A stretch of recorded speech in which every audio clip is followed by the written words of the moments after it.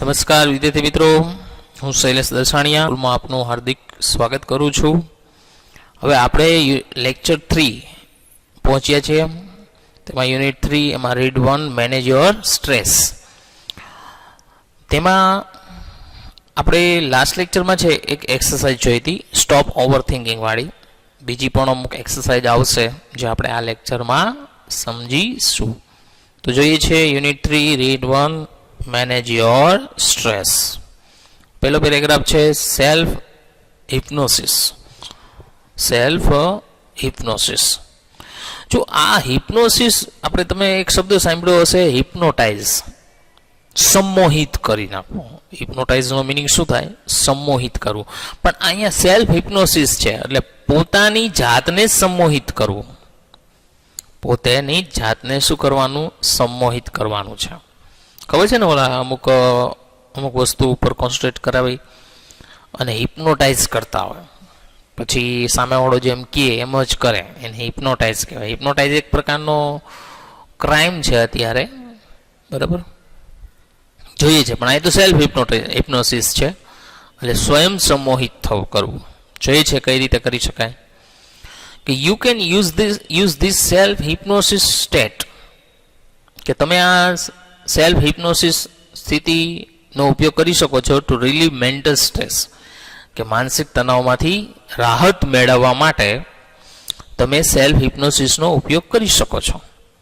Try the following exercise. નીચેની કસરતો છે કરવાનો પ્રયત્ન કરો. It becomes easier with your eyes close, કે આંખો બંધ કરવાથી તે સરળ બને છે. મીન્સ કે આ જે આખી જે સ્ટેપ આપ્યા છે એ બધા આંખો બંધ કરીને કરવાના છે. પેલું સ્ટેપ છે settle back in a chair. ખુરશી ઉપર બેસો એન્ડ ક્લોઝ યોર આઈઝ, અને તમે તમારી આંખો બંધ કરો. Start counting backwards from 99 to 70. કે સ્ટાર્ટ કાઉન્ટિંગ બેકવર્ડ 99 to 70, કે 99 થી 70 સુધી છે ઉતરતા ક્રમમાં ગણતરી કરો. જો અહીંયા ઉતરતા ક્રમમાં એટલા માટે લીધું છે કારણ કે આપણી શ્વાસની ગતિ ધીમી થઈ જાય. જો તમે એમ ગણતરી કરો 1 2 3 4 5 6 7 હોય ચડતા ક્રમમાં થયું તો એનાથી શ્વાસની ગતિ વધે. પણ તમે નીચે ટૂંકમાં ઉતરતા ક્રમમાં જો ગણતરી કરો ને તો તમારે શ્વાસની ગતિ ઘટે. તો અહીંયા છે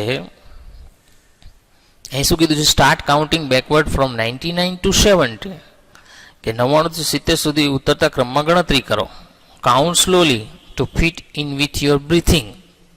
બ્રીથિંગ એટલે શ્વાસ. ફિટ વિથ ઇન બ્રીથિંગનો મિનિંગ થાય તમારા શ્વાસની સાથે, કે તે તમારા શ્વાસની સાથે ગણતરી ધીમેથી કરો. કે ધીમેથી તમારા શ્વાસની સાથે ગણતરી કરો. એટલે જેમ ગણતરી કરતા જાઓ તેમ તમારો શ્વાસ પણ ધીમો થતો જશે. નાઉ કાઉન્ટ ડાઉન ફ્રોમ 69 to 30. હવે 69 થી 30 સુધીની ગણતરી કરો. while imagining walking down the step of a beautiful staircase. Walking down નીચે ઉતરો, સ્ટેપ્સ એટલે પગથિયા, બ્યુટીફુલ સ્ટેરકેસ એટલે એક સુંદર સીડી. સ્ટેરકેસનો એ મિનિંગ શું થાય? સીડી. કે જ્યારે તમે કલ્પના કરી રહ્યા હોય કે તમે એક સુંદર સીડીના પગથિયા ઉતરી રહ્યા છો. Feel your self walking down in time with your breathing. અનુભવો કે તમે તમારા શ્વાસની સાથે નીચે ઉતરી રહ્યા છો અથવા નીચે ચાલી રહ્યા છો. એટલે એમાં પણ એવી ગણતરી કે જેમ તમે નીચે સ્ટેપ ઉતરો એમ તમારો શ્વાસોશ્વાસની ગતિ પણ ધીમી થશે. See the beautiful grand staircase stretches ahead of you. Grand staircase એટલે કે ભવ્ય સુંદર સીડી. સ્ટ્રેચિંગ એટલે આવેલી હોવી, ફેલાયેલી. અહેડ ઓફ યુ એટલે તમારી આગળ. અને જુઓ તમારી આગળ એક સુંદર સીડી આવેલી છે, સુંદર ભવ્ય સીડી આવેલી છે. ઇમેજિનિંગ ધ સ્ટેપ્સ આર કાર્પેટેડ. કલ્પના કરો કે પગથિયાઓ છે ગાલીચાવાળા છે. કાર્પેટેડ હોવું એટલે શું થાય? ગાલીચાવાળા હોવું. So that your progress is as effortless as possible. Effortless એટલે એકદમ આરામદાયક. પ્રોગ્રેસ એટલે વિકાસ અથવા આગળ વધવું, જેથી તમે શક્ય હોય તેટલું આરામદાયક તમે આગળ વધો છો. આગળ જોઈએ. Count down from 29 to 0. 29 થી 0 સુધી ગણતરી કરો. while imagining drifting further down in a luxurious lift. કે જ્યારે તમે કલ્પના કરો છો કે તમારી સામે એક ભવ્ય અથવા અહીં જો લક્ઝરિયસ એટલે વૈભવી થાય એમ તો, પણ અહીંયા શું લેશું આપણે? ભવ્ય લિફ્ટ આવેલી છે. ડ્રિફ્ટિંગ ફર્ધર એટલે આગળ આવેલું. એઝ લાર્જ એઝ રૂમ, જે એક રૂમ જેવી વિશાળ છે. કાર્પેટેડ એટલે ગાલીચાવાળી છે. With views of landscape outside, તેની બહારની બાજુ એક સુંદર ભૌતિક અથવા ભૌગોલિક દ્રશ્ય આવેલું છે. એક મોટી લિફ્ટ છે. લિફ્ટ પણ કેવી છે? મોટા રૂમ જેવી છે. અને બહારની સાઈડ પણ એક સુંદર દ્રશ્ય છે, કેમ પહાડો હોય એને લેન્ડસ્કેપ કહેવાય. Watch the decreasing steadily in time with your breathing. Watch the decreasing, watch એટલે નિહાળો, ડિક્રીઝિંગ નીચે ઉતરતી સીડીને નિહાળો. Steadily time with your breathing, તમારા શ્વાસની સાથે તમે તેને નીચે ઉતરતી નિહાળો. એઝ યુ અરાઇવ એટ 0, જ્યારે તમે 0 સુધી પહોંચો. અરાઇવ એટલે શું થાય? પહોંચવું. ધ લિફ્ટ ડોર્સ ઓપન, લિફ્ટનો દરવાજાઓ ખુલે છે. And you enter a room, અને તમે એક રૂમમાં પ્રવેશો છો. That is furnished. ફર્નિશ્ડ એટલે ફર્નિચર કરેલું. Just as you would like it, અને તમારી મનપસંદ, તમને ગમે છે તેવું તેમાં ફર્નિચર છે.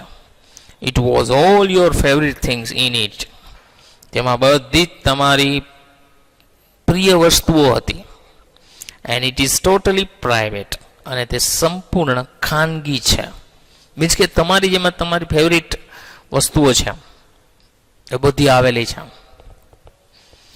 Find a comfortable chair in your room, તમારા રૂમમાં એક આરામદાયક ખુરશી શોધો.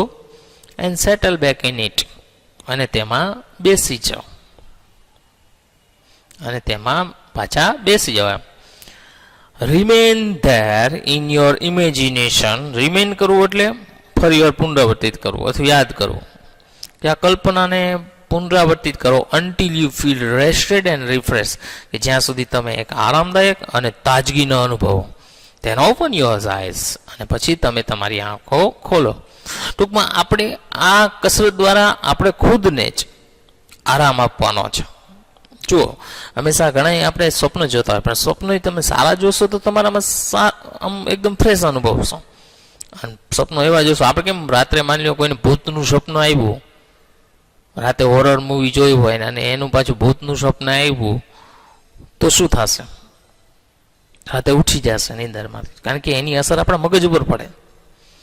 તો ટૂંકમાં કલ્પના પણ એવી કરવાની કે આપણા મગજને શાંતિ મળે. જો અહીંયા બધી જ વસ્તુઓ છે, સુંદર સીડી હતી, કાર્પેટેડ હતું, સુંદર લિફ્ટ હતી, સુંદર ટૂંકમાં રૂમ હતો, એમાં બધી વસ્તુઓ પણ બધી સારી હતી.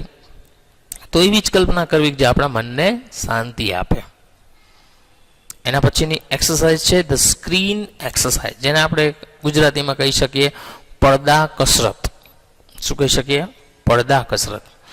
આ કસરત કઈ રીતે છે કે કોઈ કરેક્ટર હોય એને આપણી જગ્યાએ મૂકવાનો, પછી આપણે એને શું સલાહ આપી શકીએ, એને પડદા કસરત કહેવાય. ઘણીવાર આપણે જોજો, ઘણીવાર બીજાને સલાહ દેતા હોય, એની જગ્યાએ આપણે હોય તો અલગ રીતે વસ્તુ છે. માની લો આપણે કોઈ ખરાબ કામ કરતા હોય તો બીજાને આપણી જગ્યાએ મૂકીએ, બરાબર, પછી એને આપણે શું સલાહ આપી શકીએ? એ સલાહને આપણે ફોલો કરવાની છે, બરાબર. એ સલાહને શું કરવાની છે? આપણે ફોલો કરવાની છે. એટલે ખાસ તો શું છે કે આપણી જગ્યાએ કોઈ બીજા વ્યક્તિને મૂકવાનું, બરાબર. જોઈએ છે when emotions have taken you over, થવું એટલે હાવી થવું. જ્યારે લાગણીઓ તમારા ઉપર હાવી થઈ જાય, it becomes nearly impossible to think clearly, કે તેને સ્પષ્ટ રીતે વિચારવું અશક્ય જેવું લાગે. then it becomes very easy to make unwise decision. unwise એટલે કે અયોગ્ય decision. તેના પરિણામ સ્વરૂપે અયોગ્ય નિર્ણયો છે આવે છે. Or to agree to something, અથવા એવી વસ્તુઓ પર સહમત થાવ છો which is not to your advantage, કે જેમાં તમારો કોઈ ફાયદો નથી. હંમેશા જોજો આપણે ઇમોશનલી બહુ વિચારીએ ને એટલે એમાં આપણો કોઈ ફાયદો ન હોય, બરાબર. લાગણીશીલ રીતે તમે વિચારો તો એમાં આપનો કોઈ ફાયદો ન હોય. તો મેન્ટલી બધું માનસિક રીતે વિચારો તો તમને ફાયદો થશે.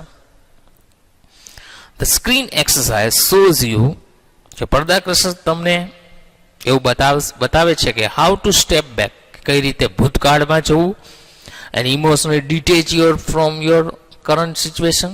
ડિટેચ કરવું એટલે સંશોધન કરવું, અને તમારી હાલની સ્થિતિને છે એનું વિશ્લેષણ, અહીંયા વિશ્લેષણ શબ્દ વિશ્લેષણ કરશે. So that you can see more clearly what is going on, જેથી તમે સ્પષ્ટ રીતે, વધારે સ્પષ્ટ રીતે જોઈ શકશો કે શું થઈ રહ્યું છે. તો અહીંયા આપણો લેક્ચર છે સમાપ્ત કરીએ છીએ. વિડીયો જોવા બદલ આપનો ખૂબ ખૂબ આભાર. Thank you.